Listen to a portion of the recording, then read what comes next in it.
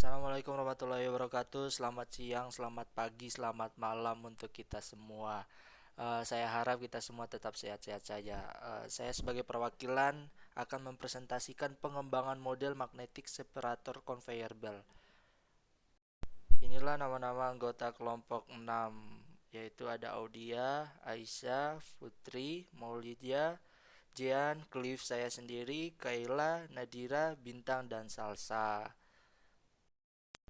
Tidak bisa kita pungkiri bahwa setiap kelompok tentunya memiliki kebutuhan dari magnetic separator conveyor belt yang efisien, efektif, dan terjangkau. Alternatif satu ini menggunakan conveyor belt dengan konsep bidang miring. Supaya apa? Supaya mempercepat proses pengerjaan dan penghematan daya. Itu adalah kelebihannya. Dan juga dari faktor ini kita dapat melihat bahwa melalui conveyor belt yang digunakan konsep bidang miring ini tentunya akan tidak mempersulit pekerjaannya. Sampah akan tiba dengan cepat pada proses pemilahan. Sedangkan kekurangannya adalah tentunya ketika kita langsung memasukkan sampah dengan volume besar, ya meskipun ada sekatan untuk untuk menentukan volume-volume tertentu dari sampah tersebut.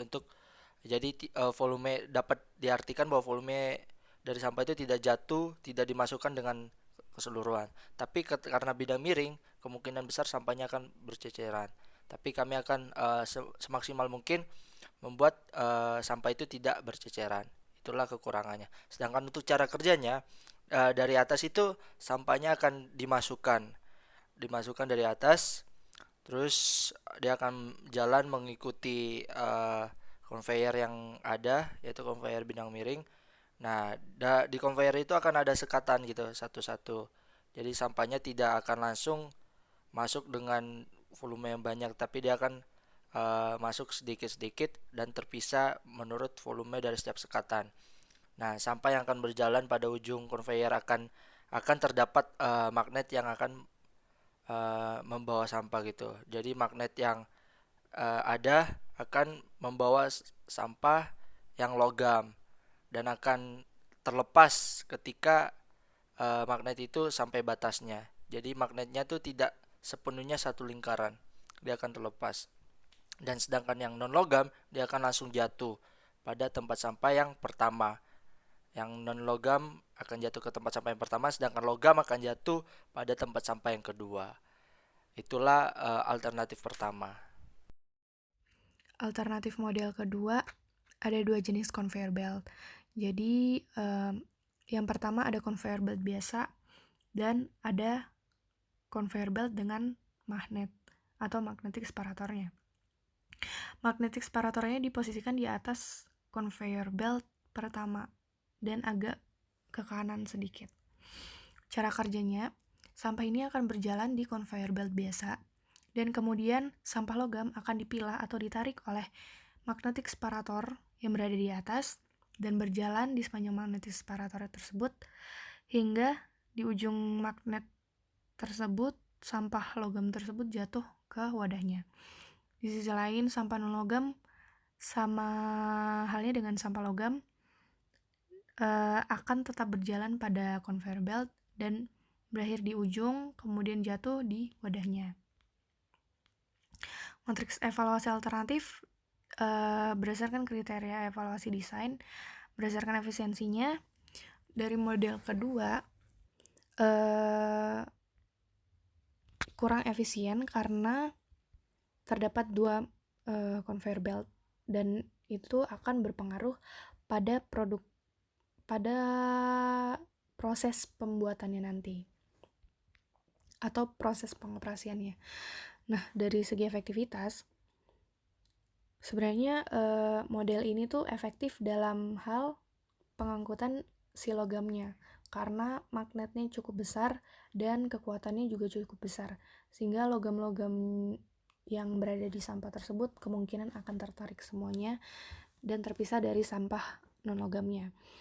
Nah, tidak efektifnya karena jika tertarik semua, kemungkinan sampah non-logam ini ikut tertarik karena terselip di sampah logam tuh cukup besar. Jadi, kemungkinan terpilahnya juga tidak bersih, full logam semua, kemungkinan ada sampah non logamnya. Selanjutnya dari segi ketersediaan bahan-bahannya ini cukup mudah dicari, dari magnetnya sendiri cukup banyak dijual di pasaran, dan bahan-bahan untuk membangun konveyornya juga bisa menggunakan bahan-bahan bekas. Kemudian dari segi harga magnetnya juga relatif menengah ke atas sih, kalau misalkan magnet yang diperlukan tuh cukup besar. Karena harga magnet ini bergantung dengan ukuran magnetnya. Terkait dengan keunggulan dan kelemahannya, dari model alternatif kedua ini, keunggulannya yaitu kekuatan magnet yang besar, efektif untuk mengangkat sampah logamnya. Ya, terus jenis magnet yang mudah didapat dan bahan lain mudah didapat. Kemudian dari kelemahannya, bahan yang dibutuhkan tuh semakin banyak karena ada 2 conveyor belt.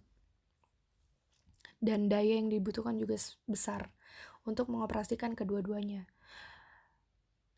Yang terakhir ada harga magnet yang relatif mahal karena ukuran yang diperlukan juga relatif besar.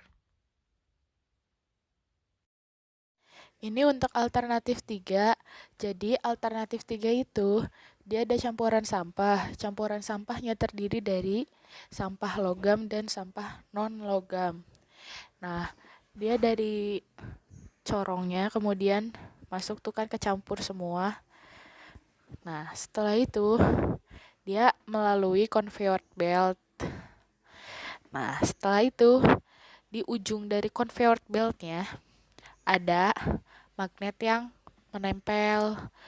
Jadi buat yang sampah logam, dia nanti ketempel di situ, kemudian bakal jatuh di bawahnya dari conveyor beltnya. Sedangkan kalau yang non logam dia bakal jatuh ke kotak yang ada di sampingnya itu, karena dia nggak ketarik sama magnetnya kan.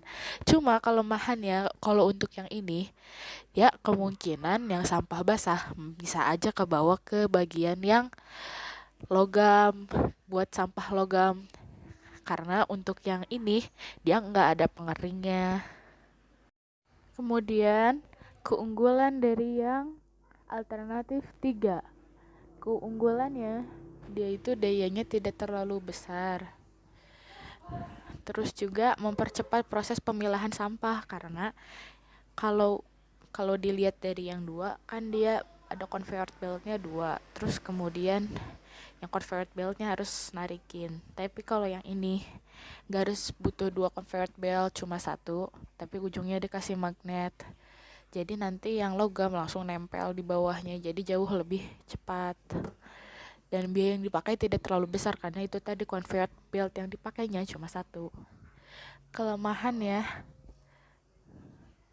Kelemahannya itu pertama, kecepatan dapat mempengaruhi proses dan hasil. Nah, ya kalau misalkan cepat ya berarti nanti dia makin cepat juga terpilahnya kayak gitu. Magnet belum tentu langsung menahan logam, karena ini kan logamnya disusunnya kan agak belok nih. Terus kemudian juga logamnya jadinya belum tentu bisa menempel gitu. Dan karena conveyor belt tidak miring, kemungkinan sampah akan sulit jatuh. Kalau misalkan dia miring, kemungkinan sampah jatuhnya lebih cepat.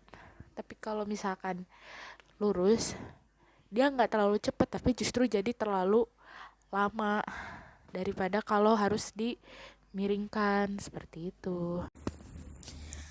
Alternatif 4. Di alternatif 4 ini, desainnya yang pertama ada feeder di bagian kanan, lalu dihubungkan oleh conveyor belt yang horizontal dengan bagian atasnya menggunakan bidang miring, lalu ada lubang atau